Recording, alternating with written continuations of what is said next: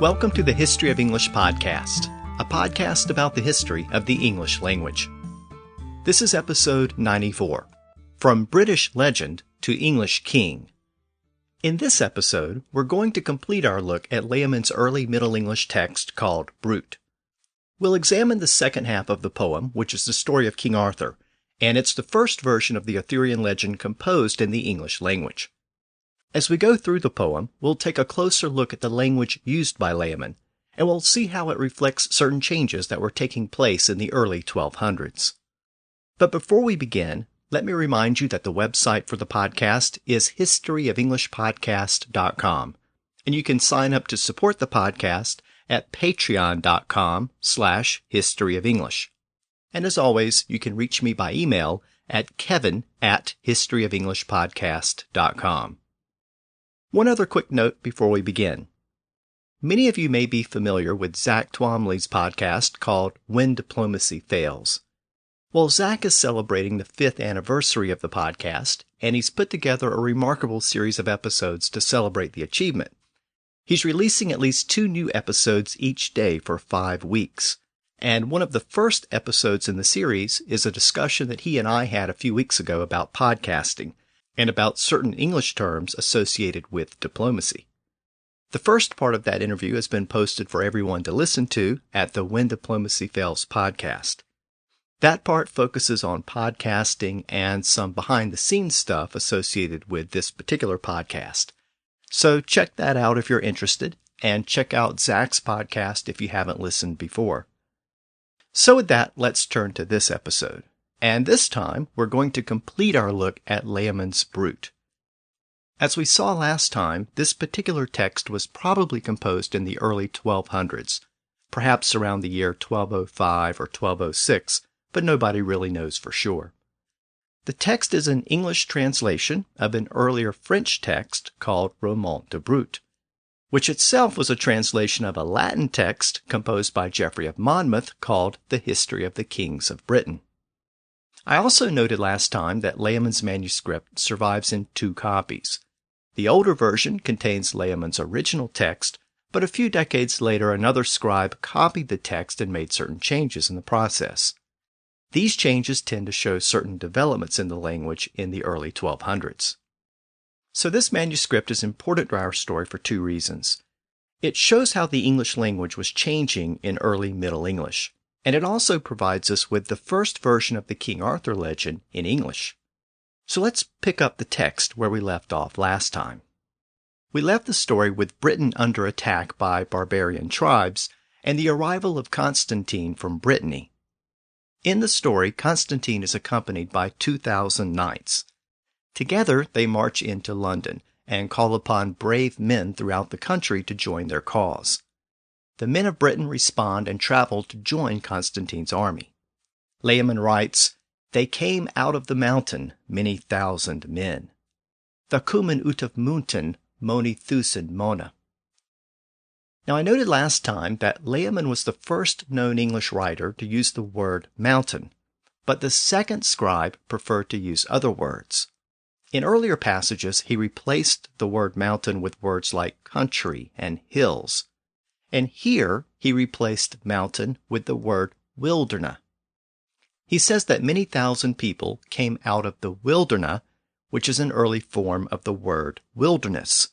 And wilderness was a brand new word in the English language at this point. The word is actually based on an Old English phrase, wild deer, literally wild deer. As we know, deer was an Old English term, and it had a much broader meaning back then than it has today. It referred to any animal that lived in the forest. So wild deer, or wild deer, meant wild animal. And here we have wilderness, which is the place where wild deer live. So wilderness is literally wild deerness. And the second scribe tells us that many thousands of men came from the wilderness to join Constantine's forces. Now, with his hastily assembled army, Constantine is able to defeat the various peoples who had invaded the island. And following the victory, a great meeting is held, and Constantine is made the king of Britain. 12 years pass under Constantine's leadership. But one of his knights turns out to be a traitor, and the knight murders Constantine by stabbing him in the heart with a knife. With Constantine's death, a new king has to be chosen. Now, Constantine has 3 living children, but none of them are a good candidate. The eldest child is named Constans, and he was placed in a monastery as a small child to be raised as a monk. So he's never been trained for kingship. The 2 youngest children are named Aureli and Uther, and they are barely more than infants. So all the landed nobility come to London to decide what to do. Initially, they choose one of the younger children, but a prominent earl named Vortigern steps forward and disagrees with the choice. He convinces the nobles to delay their final decision for a few days. He then rides to the monastery where the eldest child, Constans, is living as a monk. Now, Constans hates being a monk, but he's bound to the monastery. So Vortigern offers him a deal. He will help to free Constans from the monastery and support him as king if Constans will agree to let Vortigern be the real power behind the throne. Constans eagerly agrees to the deal. In order to free Constans from the monastery, Vortigern devises a plan. He decides that Constans should switch clothes with one of Vortigern's knights. So he grabs the knight's cape and places it on Constans. That enables Constans to sneak out of the monastery disguised as Vortigern's knight. Now, in this particular passage, Layamon uses the word cape, a Latin word that had been introduced during the Anglo-Saxon period. But the later scribe changed that word from cape to cloak, and that's the first known use of the word cloak in an English document. Cloak is a French word, and believe it or not, it's actually cognate with the word clock. Both words come from the Latin word cloca, which meant bell. Since many early clocks had bells, the word cloca came to be associated with timekeeping devices, and that produced the word clock. And since a long, loose-fitting cape was sometimes shaped like a bell, it was also called a cloca, and that produced the word cloak, which passed into English around this point in the early 1200s. So, disguised as a knight, Constans escapes from the monastery. Vortigern and his knights soon follow, and they all head to London. A few days later, the nobles have a second meeting to discuss the succession, and Vortigern presents Constans to the gathered nobles and convinces them that he is the best choice since he's the eldest son, even though he was raised in a monastery, and even though he has little knowledge of government affairs. The nobles agree, and Constans becomes king, but Vortigern is the real power behind the throne. Layamon writes, Vortigern was very strong, the highest man in Britain. Vortigern was sweet strong, the highest man of Brutland. Time passes, and Vortigern hatches a plan to usurp the throne. He brings in foreign knights who owe their primary loyalty to him. The knights end up killing the young king Constans, but Vortigern plays naive and accuses the knights of treachery. He then has the foreign knights executed, and he claims the throne for himself. Vortigern becomes the new king, but several of the wise men of Britain see behind Vortigern's plot, and they usher Constance's younger brothers out of Britain to spare them from Vortigern's wrath. They are sent to Brittany to be raised with their relatives there. With Vortigern now in charge, he forms an alliance with the Saxons and even marries a Saxon princess. The Saxons are also given land in Britain. Now all of this enrages the native Britons. Eventually the Saxons turn on Vortigern and force him into exile in Wales. Vortigern makes his way to the Welsh lands, and there he builds a refuge and lives in fear, awaiting the arrival of the Saxon forces. He builds a castle, and he tries to surround it with a great wall for protection. Each day his workers construct part of the wall, but each night it falls down. This happens over and over. So Vortigern calls upon sages and prophets to advise him what to do. One of them advises Vortigern that if he can find a boy who has no father, the boy's blood can be mixed with the lime and laid in the wall, and the wall will then stand forever. So Vortigern's knights search the countryside for such a boy, but none can be found. Two of the knights engaging in the search finally decide to take a rest, and they sit down to watch several children playing. Layamon says that they were engaged in childrenspleeg, or child's play. This is the first use of the phrase child's play in an English document. Here the phrase is used literally to mean children at play. But a couple of centuries later, Geoffrey Chaucer will use the same phrase figuratively to mean an easy task, and that'll be the first known use of the phrase in that figurative sense, in the sense that we often use it today. But here we have the first literal use of that phrase, child's play. While the young boys are playing, one child strikes the other, and the child who received the blow yells at the boy who hit him. He says, "Merlin, why did you hit me? Your mother is a whore. She doesn't even know who your father is. You embarrass us and make us all ashamed." Now the knights sitting nearby overhear this. So they approach the young boy who started the fight, and they ask him to take them to his mother. The boy does as they ask, and the knights then take the boy and his mother back to Vortigern's castle. There, Vortigern questions the mother about the boy's father. She replies that she does not know the boy's father. She tells how she was visited in her sleep by a vision in the form of a beautiful young knight. She says that she later discovered that she was pregnant with the young boy, who she named Merlin.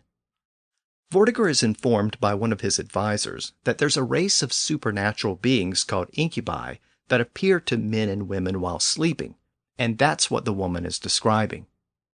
This is actually the first use of the word incubi or incubus in the English language. At this point, Merlin speaks up, and he asks why he's been brought to Vortigern's castle. Vortigern explains what the sages have told him, that the blood of a fatherless child will secure the stones in the castle wall.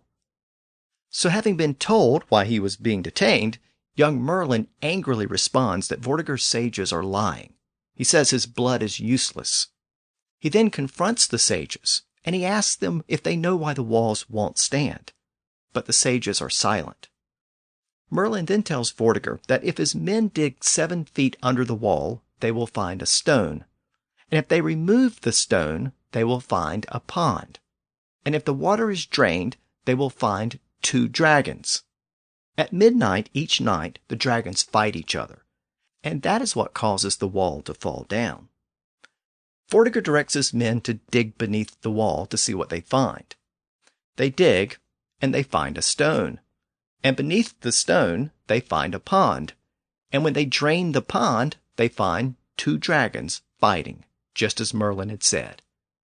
Realizing that Merlin is a true wizard, Vortigern then beheads all of his other sages. Vortigern then meets with Merlin in private, and he asks Merlin to tell him what is to come in the future. But Merlin warns him that it's a sorrowful story. Vortigern will be challenged by Constantine's 2 younger sons who have been in exile in Brittany. Merlin says that the 2 brothers are on their way to Britain as he speaks. They will arrive the next day, and they will defeat Vortigern. The 2 brothers will have the kingdom in succession, and Uther, the younger brother, will give birth to a child who will destroy all of the traitors in Britain, including those who have supported Vortigern. That was Merlin's prophecy. Now, one quick comment about this passage before we proceed.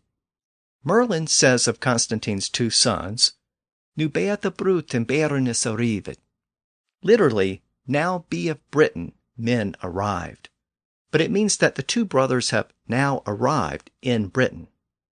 And this is the first known use of the word arrive in the English language.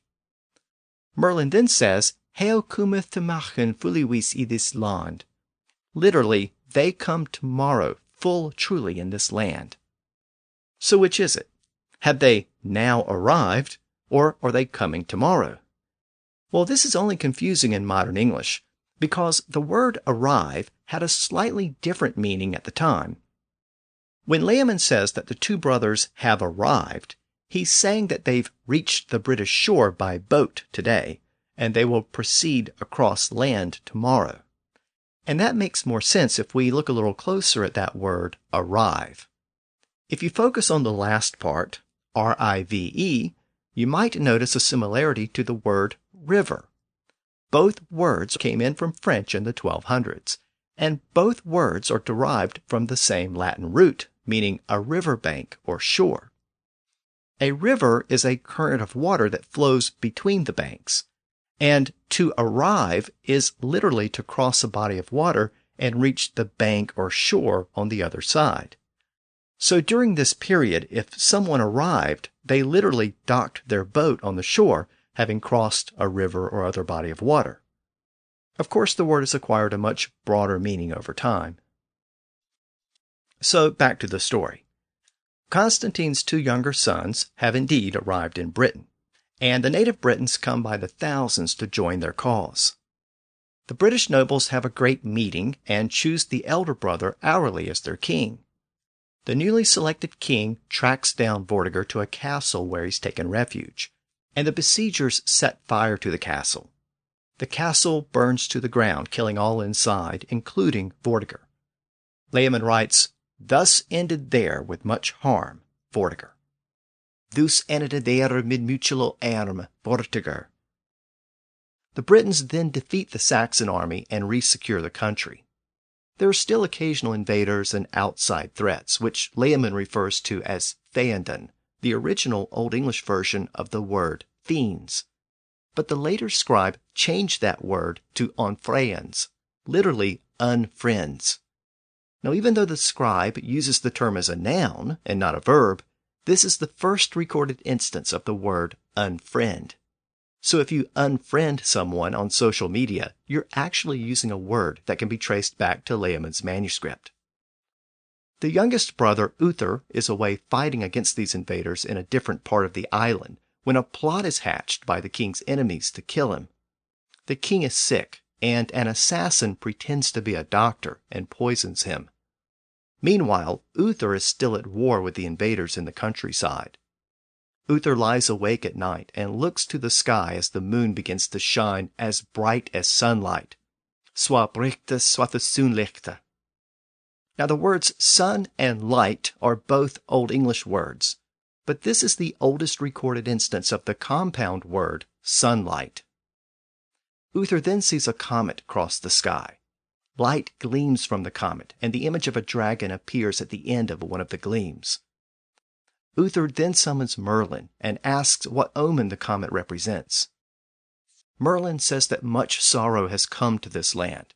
He says that the comet is a sign that Uther's brother, the king, has been murdered. Uther will soon become the new king, and the various gleams of light represent a son who will be born to Uther, and that son will conquer many nations. The next morning, Uther's forces defeat the invaders, and he returns to Winchester, where he learns that his brother has indeed been murdered, and he has been chosen as the new king of Britain. Uther recalls the comet and the image of the dragon in the sky, so he decides to use a dragon on his standard, and his people begin to call him Uther Pendragon. We are told that Uther is a good king, but he hears nothing from Merlin. Uther soon defeats another Saxon army, and that seemingly brings an end to the forces that have threatened the kingdom. A great celebration is held in London, and there, during the feast, Uther meets Ugairn, rendered in later versions of the story as Igraine. She's the wife of the Earl of Cornwall. During the feast, they openly flirt with each other, but the Earl sees what's happening, and he becomes angry and leaves the feast. Uther chases after the Earl and apologizes for his behavior, but the Earl refuses the apology and leaves anyway, bearing a heavy grudge against Uther. Uther is also enraged that the Earl refused his apology. The Earl returns to Cornwall and gathers his forces for a showdown against Uther. Uther leads his army to Cornwall to engage the Earl. He's not only offended by the Earl's reaction, but he's also now in love with Igraine, so he's blinded by jealousy. Uther lays siege to the Earl's castles, but the Earl relies upon his defenses and refuses to engage Uther. Now Uther is desperate to defeat the Earl and win the Earl's wife. One of Uther's knights informs him that he had been approached by a hermit the day before, and the hermit told him that he knew where Merlin slept each night.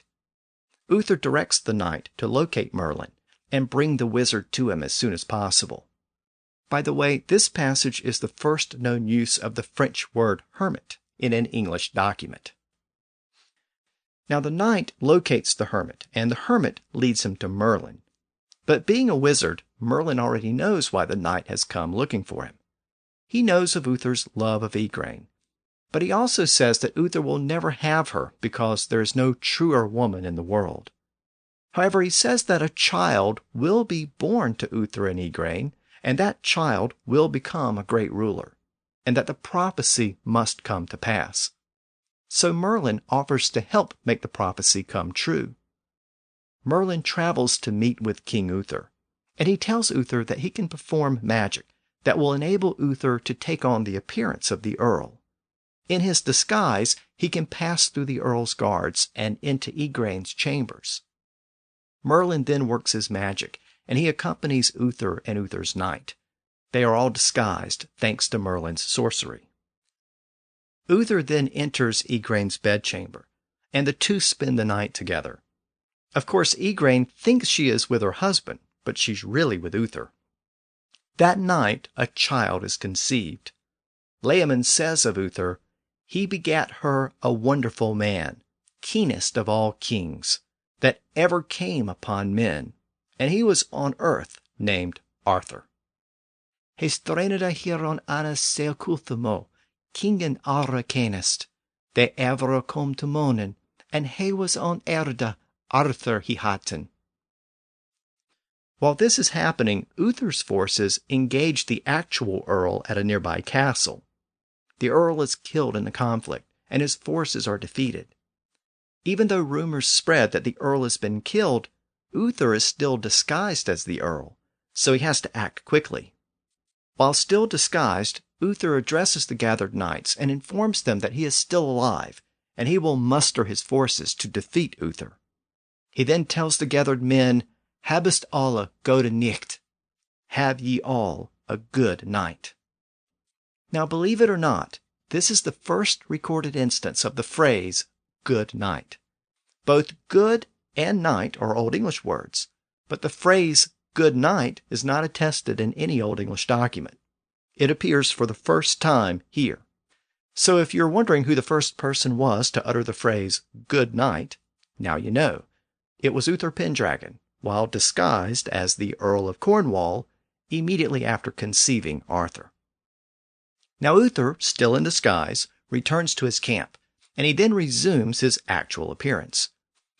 With the earl's defeat and death, Uther takes Igraine as his queen, even though she's already pregnant with his child, and Arthur is born a few months later. Several years pass, and the Saxon invaders return from across the Channel. Uther is able to defeat the forces, so the Saxons look for a way to kill Uther. Several Saxon spies infiltrate Uther's camp, and they poison a well that Uther drinks from every day. A short time later, Uther drinks water from the well, and he dies. Now Layamon tells us that the dead king is then buried beside his brother near Stonehenge. He writes, "They buried him there by his brother, side by side. There they both lie. Hina there burieden beloven his brother, side by side, be'en a hail there liegeth." By the way, this is the first recorded use of the phrase side by side in an English document. Now, with Uther's death, the British nobles reach out to Uther's son, Arthur, who is living in Brittany. Arthur is 15 years old, and he is made the new king of Britain. Layamon writes, "Then Arthur was king. Hearken now a wonderful thing. That the Arthur was king, herin a new saolich thing." Now you'll notice that there is no stone with a sword in it. Arthur didn't have to remove Excalibur from a stone in this version of the story. That feature was added by other writers. Now we're told that Arthur was a great king, and his people loved him. He always sought to do the right thing, and he hated to do wrong. Soon after becoming king, the Saxons and the Picts join forces and invade Arthur's kingdom. Arthur eventually defeats them. He besieges the castle where the Saxon leader is holed up. On the verge of starvation, the Saxon leader surrenders and offers to return to Germany. Arthur accepts the surrender, and the Saxons are allowed to set sail back home. But they only sailed part of the way, and they soon returned to the coast on a different part of the island. And once again, they ravaged the people and the land. Layamon says that they stabbed and murdered and slew men with cleaben, which is an early form of the word clubs. Club is a Norse word, apparently picked up from the Vikings or their descendants, and this is the first known use of that word club in an English document. The Saxons actually claim a large portion of southwestern Britain before Arthur is made aware that they violated their promise to return home. Arthur then marches on the Saxons. This time, he intends to destroy them once and for all. He will not agree to a peace. As he approaches the Saxons, Arthur puts on his armor. Layamon writes, "Caliburn his sword, he hung by his side. Caliburn his sword, he swende by his side." Note that Arthur's sword is called Caliburn, not Excalibur. Caliburn is the original name of Arthur's sword. It's based on the Latin name Caliburnus, which Geoffrey of Monmouth had picked up from a Welsh source. Over the next couple of centuries, as portions of this story were retold and expanded, the name of the sword evolved from Caliburn to Excalibur. Now, Geoffrey of Monmouth wrote that the sword was forged on the Isle of Avalon, but Layamon adds a new feature. He says that the sword was forged with magical arts, midwichele fule craften. So Caliburn, or Excalibur, is a magical sword. Arthur then leads his troops into battle against the Saxons, and his men slaughter 2,000 Saxons without losing a single man. This time, many of the Saxon leaders are killed, several at the hands of Arthur himself. Arthur then decides to deal with certain threats in Scotland. He calls upon his kinsmen, the rulers of Brittany and Cornwall. Together, the three leaders combine their forces, and they invade Scotland. They subdue the Scots, but Arthur ultimately shows mercy on the people because they're Christian like himself, and not pagans like the Saxons. So they accept Arthur as their lord. Arthur then travels to Cornwall. Layamon says, he found there a maiden extremely fair. He fjorde there a maid, une maid fair. Layamon then writes the following passage. She was of noble race, of Romanish men, was in no land any maid so fair, of speech and of deeds and of manners most good. She was named Guinevere, fairest of women. Arthur took her to wife, and loved her very much. This maiden he then wed, and took her to his bed. He was of Hechecuna, of Romanish monen, nes in nanalonda maiden non swahenda, of specha and of data, and of tuchla sweeta goda. Heo was he hata wenhavar, weef mana hedist. Otter heo nom to weefa, and luvida heo wonder sweeta. This maiden he gon weda, and nom heo to his beda. Now after marrying Guinevere, Arthur defeats the Irish and accepts their submission. The kings of Iceland and the Orkneys also submit to Arthur, and they accept him as their overlord. Gothland also submits. This is presumably Gothic territory in continental Europe. We're then told that there was a great joy in Britain. Songs and merriment filled the air. Poets or shopes sang of Arthur the king. Shopes der sungen of Arthur than kingen. Here was fiddling and song. Here was harping among. Her was fiddlinga and song. Her was harpinga among. So minstrels were playing fiddles and harps. Now there's something very interesting about that passage. It shows a brand new development in the language, specifically in words like fiddlinga or fiddling and harpinga or harping. It has to do with that ending, ing. That ending is used to form what English teachers call a present participle. In modern English, we can show present tense with a simple present tense verb like I sing. But if we want to show continuous action, we can convert that verb into a present participle. We basically just take the verb and add ing to the end.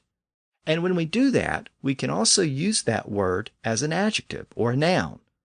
So this little ending allows us to use that verb in a lot of different ways. So we have the verb sing. The simple present tense is sing or sings. But if we add ing to the end, we get the present participle, singing. And that allows us to show continuous action, as in, I am singing. But we can also use that word as an adjective. We can have a singing minstrel. We can also use the word as a noun, as in, singing is fun. And when we use it as a noun, it's technically called a gerund. Anyway, you're probably saying, so what? Why the grammar lesson? Well, it's because that modern ending, ing, was a brand new development in the language when Layamon composed this manuscript. Now, Old English also had participles, and it could also use verbs as adjectives and nouns in much the same way, but the ending was different. In Old English, the ending was, appropriately enough, end, E-N-D-E. So the present participle of sing in Old English would have been singend, not singing. But around this point in the West Midlands of England, the D at the end started to be replaced with a G, and it went from singend to singing. Remember that Layamon was from the West Midlands, so his manuscript was one of the first to show this change. The old ending didn't disappear, though. It continued to be used alongside the newer ending, and Layamon used both forms in the manuscript. Over the next couple of centuries, the ing suffix spread throughout the Midlands and the south of England. It was rarely used in the north, though. By the time of Geoffrey Chaucer in the late 1300s, both forms were still being used in the East Midlands, including London.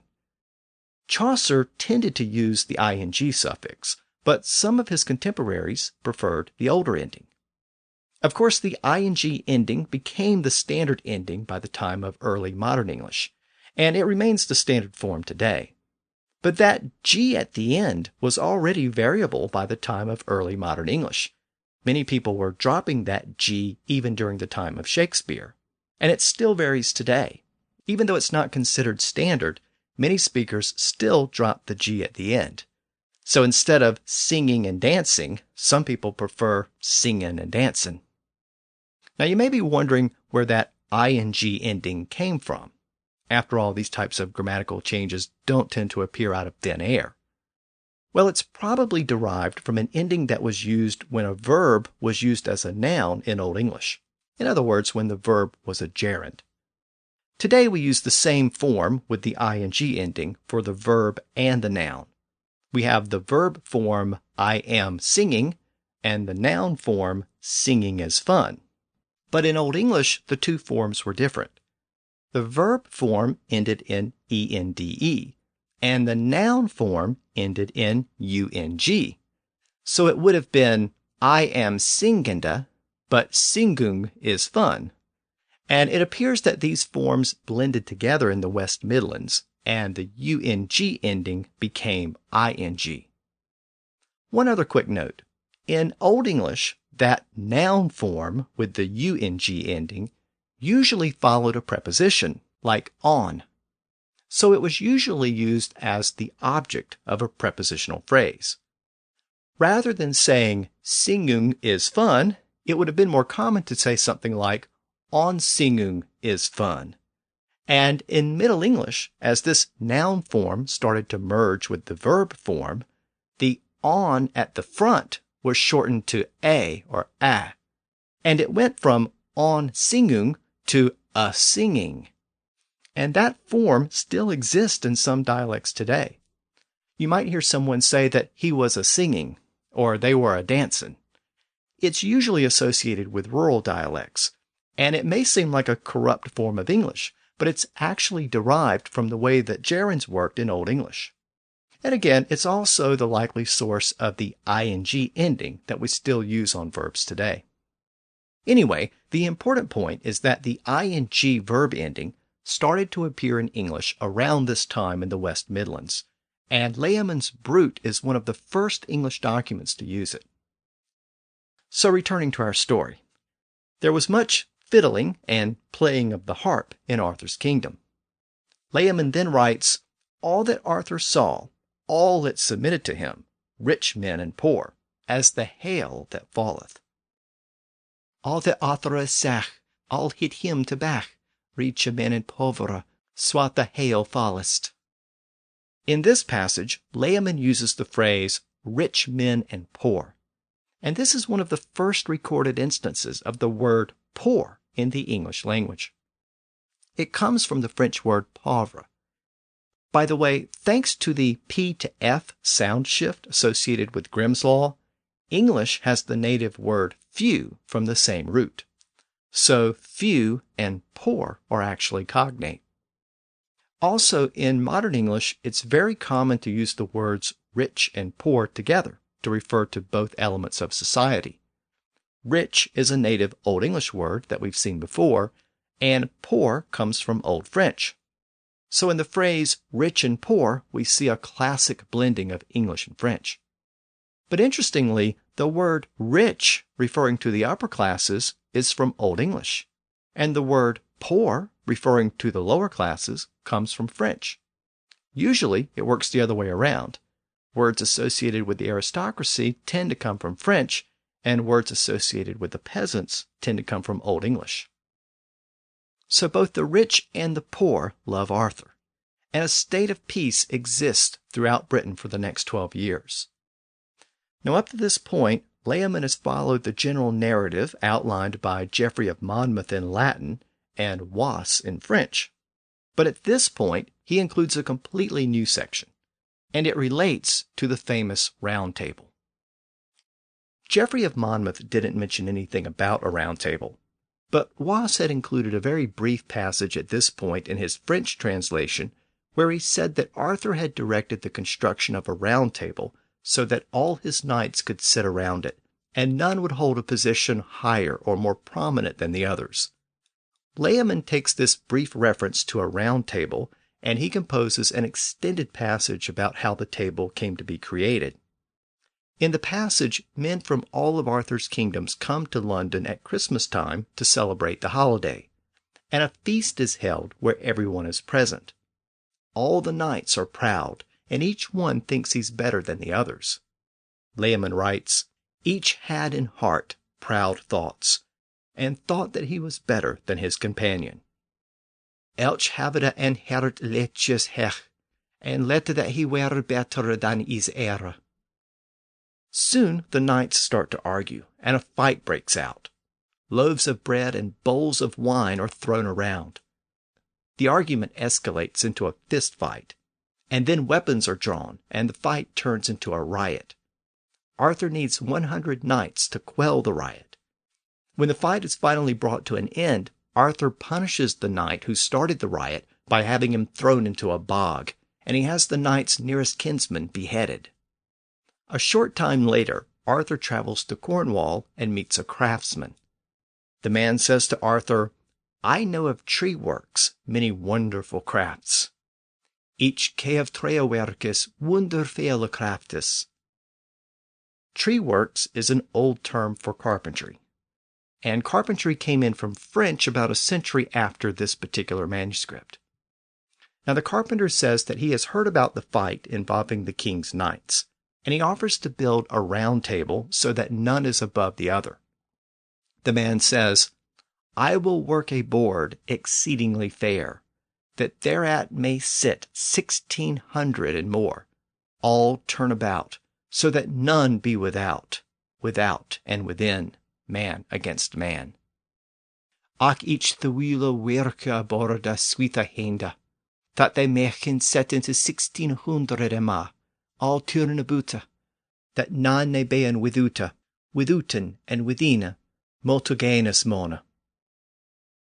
4 weeks later, the board or table is finished. From that point on, Arthur's knights sit around the table, and no more fights occur. Layamon then includes another passage which is new to the legend, and very important to the idea that Arthur was the once and future king of Britain. He says that Arthur's rise fulfilled the prophecy foretold by Merlin. But he adds that Merlin made another prophecy. He says that no Briton will believe and accept the death of Arthur unless it's Judgment Day, the last of all mankind, because he will fare into Avalon, into the island, to Arganta the fair, for she will heal his wounds, and when he is whole, he will return to them.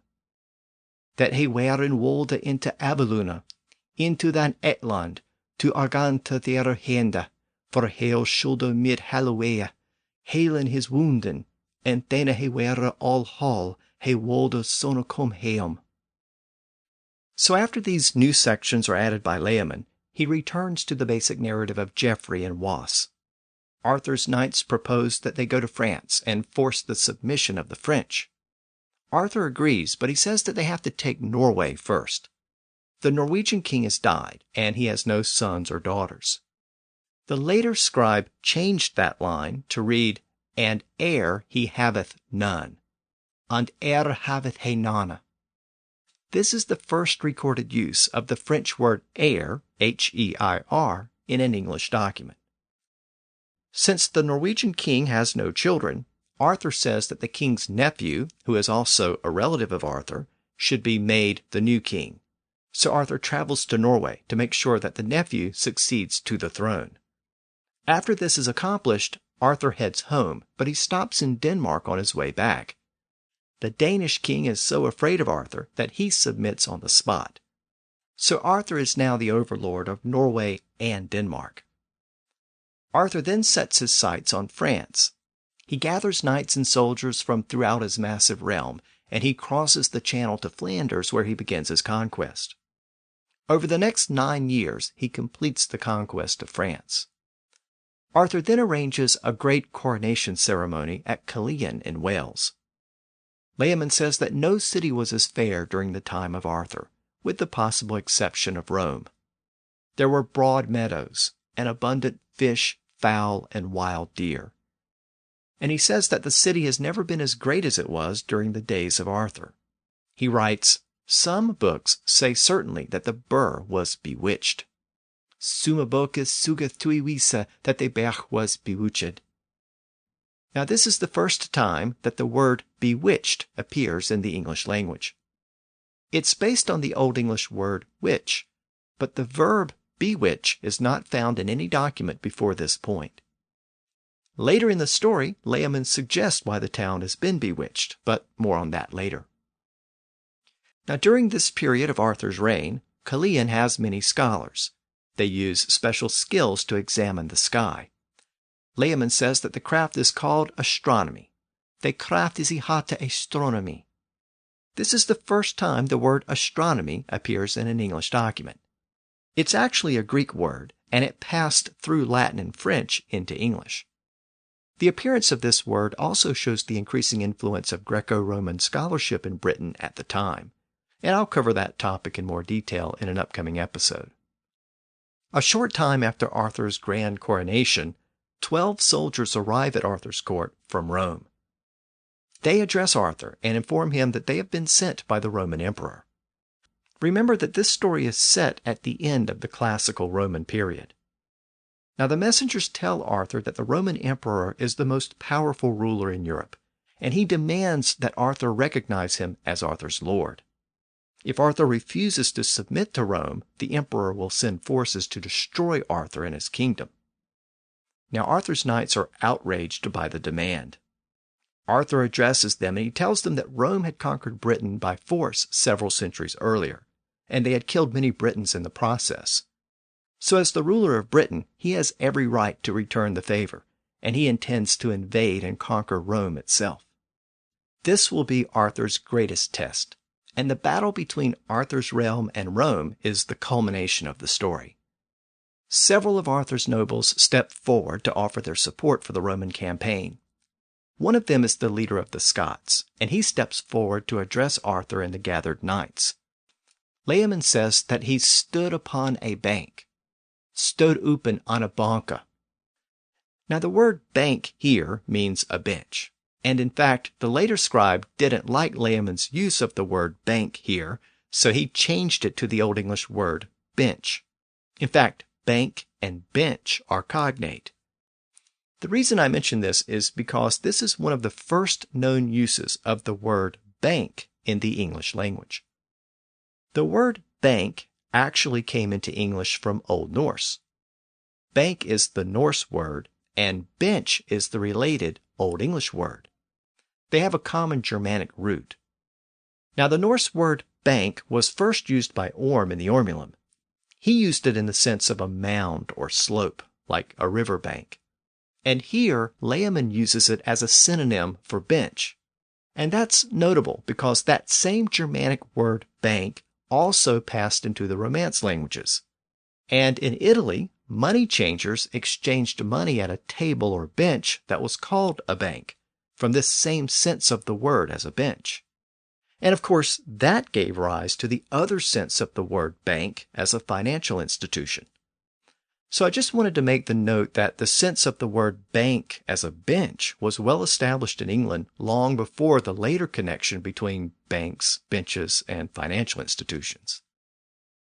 So Arthur decides to take on the Roman emperor, and he sends a message to Rome that he will not pay tribute to the emperor or recognize the emperor as his overlord.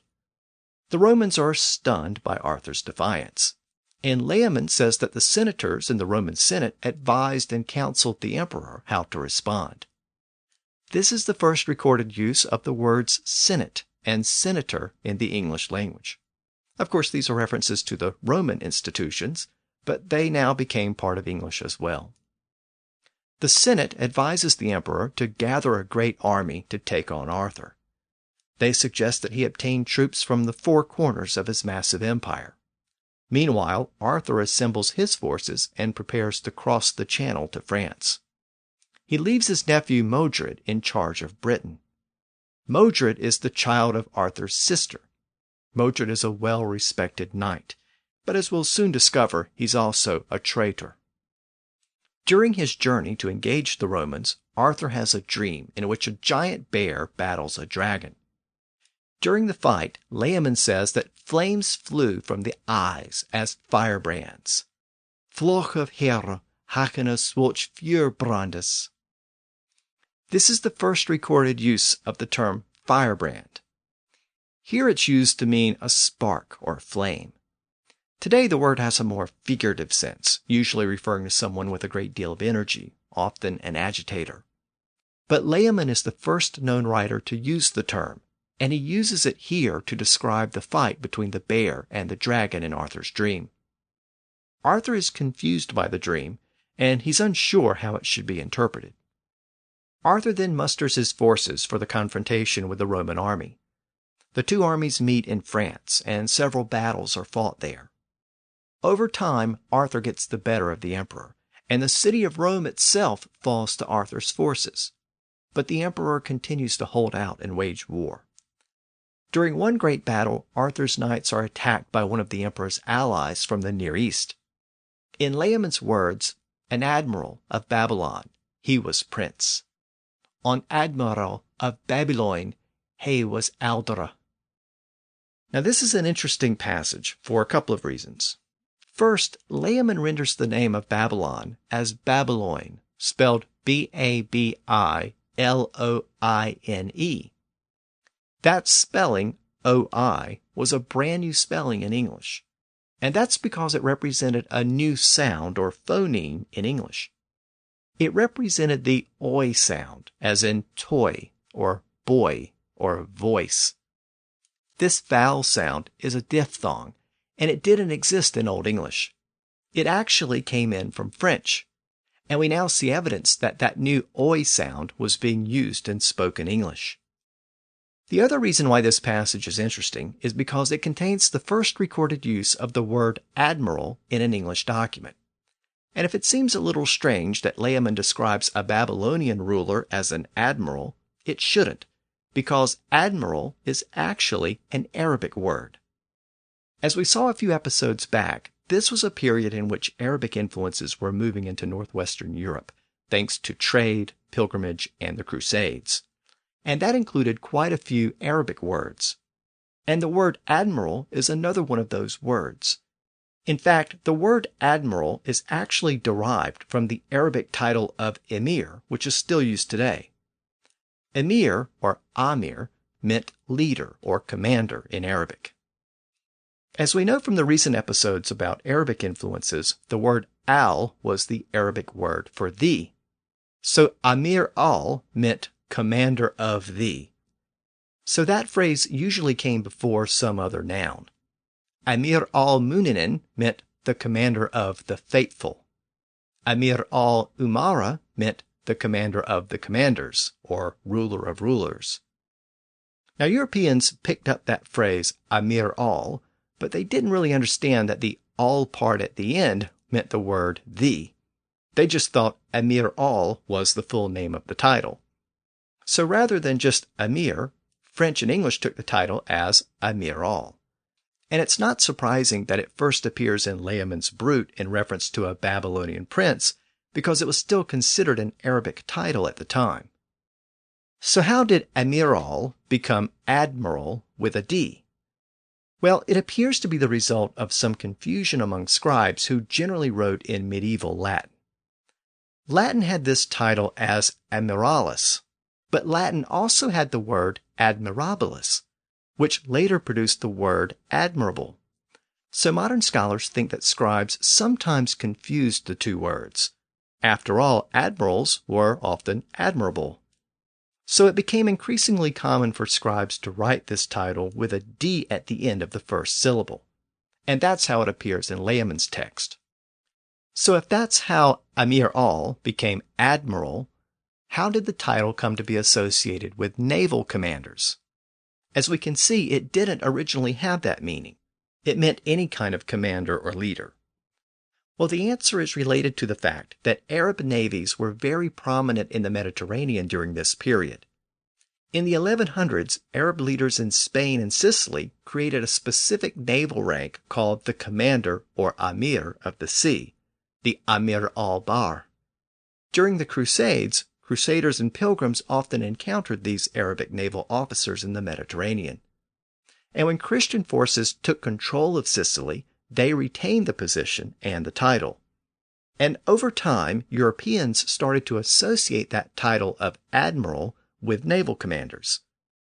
In the late 1200s, King John's grandson, Edward I, appointed a man named William de Layamon to a newly created position in the English Navy called Admiral of the English Seas, which was obviously based on that title used in the Mediterranean. And from there, the word admiral acquired a very specific meaning as a naval commander in English. But those developments took place about a century after Layamon's text, so Layamon uses the title of admiral in its original sense, as an Arabic commander or military leader. In the story, the Babylonian admiral is killed in battle by one of Arthur's knights. But the admiral's son witnesses his father's death, and he grabs a spear and stabs the knight, quote, on the left side throughout his heart. At the left side throughout the heart. The knight falls to the ground and dies. Now this passage shows another development in the language, and that development has to do with the statement that the knight was stabbed on the left side of the heart. This is the first use of the word left in an English document to mean the opposite of the right side. The Anglo-Saxons actually used the word winestra to refer to the left side. So where did the word left come from? Well, it apparently came from Old English, but it isn't actually attested in any of the surviving Old English documents. Modern scholars think the word probably existed in Old English because it has cognates throughout the Germanic languages. So it was almost certainly a Proto-Germanic word. Now, it's possible that it fell out of use in Old English, but there is an Old Latin text that has some English glosses or translations in the margins, and one of those texts has the Latin word inanis, which meant empty or weak. And in the margin, an English scribe translated that word as left. And in Old English, paralysis was called luftadel. That's been interpreted by some as the lifting disease, meaning a disease that makes a person unable to lift his or her limbs. But other scholars have interpreted the word Luftadel to mean the left disease. Again, this alternate interpretation assumes that the word left originally meant weak, just like it did in that Latin translation. So Luftadel meant the weakening disease, the disease that made a person so weak that they can't move. So all of this suggests that the word left did exist in Old English, and it probably meant weak. And since most people were right-handed, their right arm was their stronger arm, and that meant that their left arm was their weaker arm. And since left meant weak, that weaker arm became known as the left arm. So left came to mean the opposite of right. Anyway, that's the best theory as to how the word left evolved within English. All we can say for certain is that Layamon gave us the first use of the word left to mean the opposite of right, and he did so in the passage where one of Arthur's knights is stabbed in the left side of the heart. Now, despite the death of Arthur's knight, the emperor's forces are finally defeated, and the emperor himself is killed in battle. This is the Arthurian explanation for the fall of the Roman Empire in Western Europe. Rome fell because Arthur defeated it. A short time after Arthur's victory, while he's still on the continent, a visitor arrives from Modred's court back in Britain. As you may recall, Modred is Arthur's nephew, his sister's son, and Arthur had left Modred in charge of Britain during the campaign against Rome. Arthur and the visiting knight speak for much of the evening, and Arthur eventually retires to bed. While sleeping, Arthur has a disturbing dream. His nephew Modred attacks him with an axe, so Arthur pulls his sword and cuts off Modred's head, and he also kills his wife Guinevere and cuts her to pieces. The next morning, the visiting knight asked Arthur how he slept, and in reply, Arthur recalls the dream. Arthur tries to interpret the meaning of the dream, and he says that he thinks that Modred has committed treachery, and he suspects that he's taken Guinevere as his lover. The visiting knight reluctantly confirms Arthur's suspicions. He says, "Thus haveth Modred eaten, thus hath Modred done. Thine queen he haveth even, thy queen he hath taken. And the woollige land is set on his ere hand, and thy fair land set in his own hand. He is king, and Heo is queen. He is king, and she is queen." In anger, Arthur vows to immediately return to Britain and kill Modred and Guinevere for their treachery, as well as all people in Britain that have sided with them. But before Arthur and his forces can make their way to Britain, word arrives that they're on their way. Guinevere flees to Caerleon and lives in secrecy as a nun. Layamon says that no one thereafter knew where she was, or if she was living or dead. This also explains Layamon's earlier statement that Caerleon was bewitched and had never regained the glory that it had during the time when Arthur's coronation was held there. Meanwhile, Modred realizes that he will face Arthur's wrath, so he sends his messengers to Saxony to ask for help from the Saxons. Modred offers them part of his realm if they will help him defeat Arthur. As the Saxons arrive, Modred retreats to Winchester, where he's besieged by Arthur. He then escapes to Cornwall. Arthur maintains his pursuit of Modred and finally traps him in Cornwall. The two leaders and their respective forces meet for a final battle. A bloody showdown takes place where almost all of the warriors on both sides are killed. Arthur himself is slashed and bloody, but he's able to kill Modred with his sword. Arthur is in a very bad state after the fight. Layamon writes, "Arthur was wounded wondrously much. Arthur was forwounded wonder anaswitha." Arthur is lying on the ground, and he is attended to by a knight named Constantine, who is both Arthur's kinsman and the son of the Earl of Cornwall. Arthur gives his kingdom to Constantine, and he asks him to defend the kingdom and maintain his laws. He then says that he will fare to Avalon, where the elfin queen named Arganta will heal his wounds. He then says the following, "Anseatha ich kumen wula to mina kina richa, and woonien mit bruten mit muchula woona." and afterward I will come again to my kingdom and dwell with the Britons with much joy. This establishes the legend that Arthur is the once and future King of Britain. As Arthur speaks, a small boat arrives from the sea with 2 women inside. They take Arthur and place him in the boat, and the boat slowly sails away. Layamon concludes his section on Arthur by saying that the Britons believe that Arthur is still alive, and he dwells in Avalon with the elves. They expect him to return one day. Layamon's final line regarding Arthur is very interesting. He says that Merlin foretold that Arthur would one day return. His cuithis weren sotha. His saying were sooth. Tha an Arthur should yet come England to Fulsta. That an Arthur should yet come to help the English. Notice that Layamon concludes his Arthurian story by saying that the future Arthur will come to the aid of the England, the English. Throughout the poem, he's referred to Arthur's people as the Britons. But here at the end, he changes the word to the English. I should note that the later scribe changed Layamon's word to the Brutus, the British. But that was not Layamon's word. Layamon concluded by identifying Arthur with the English. So he in effect makes Arthur an English king, not a strictly British king. This is all the more interesting when we consider that the remaining sections of the manuscript describe how the Saxons invited by Modred proceed to conquer the Britons. This is the legendary version of how the Anglo-Saxons came to capture so much of the island. So the Saxons were the mortal enemies of Arthur's Britons. But by the time that Layamon composed his poem, around the year 1200, the people of England were no longer seen as Germanic Saxons. Now they were the English, and Arthur was just as much their king as the king of the Britons who had preceded them. This distinction makes sense when we consider that the Celtic Britons had mixed with the Saxons and the Vikings and the Norman French to produce the nation of England. Notions of Saxon purity were long gone by this point.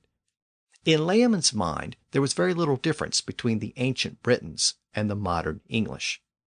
And that helps to explain how Arthur was embraced as an English king. In fact, let me make this point with some additional evidence.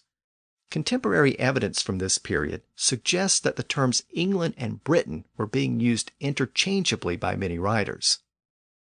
In prior episodes, I've mentioned the well-known writer of the period known as Gerald of Wales. Around the year 1188, so about a decade before this manuscript was completed, Gerald wrote a text in Latin called Topography of Ireland, which is about the people and landscape of Ireland. The text included a map of the British Isles. Ireland is identified with its Latin name, Hibernia. Scotland is identified with its Latin name, Scotia or Scotia. Wales was labeled with its Latin name, Wallia. But England is not identified as Anglia as we would expect. It is labeled as Britannia. That suggests that Britannia, or Britain, was considered a synonym of England at the time.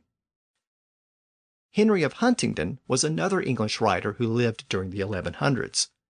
Again, he wrote in Latin, as was customary at the time. But in one of his texts, called Historia Anglorum, or History of the English, he states that the island of Britain was once called Albion. Then it came to be known as Britain. And he says that during his lifetime, it is known as England. So he calls the entire island England. So all of this suggests that the old distinctions between Britons and Saxons had been eroded over time, and the political and social and economic power of England had caused some people during this time to equate Britain with England. The English were seen as the natural heirs and successors of the people who had once inhabited the island. It was their island as much as the Welsh or the Cornish or the Scots. And when Arthur one day returns from Avalon, he will be a king of the English as much as anyone else. And the Englishmen of this period had Layamon's words to prove it, and those words were written in English. And that's how a British legend became an English king. Next time, we'll return to events during the reign of King John. and we'll continue to look at developments in the language during the early 1200s. Until then, thanks for listening to the History of English podcast.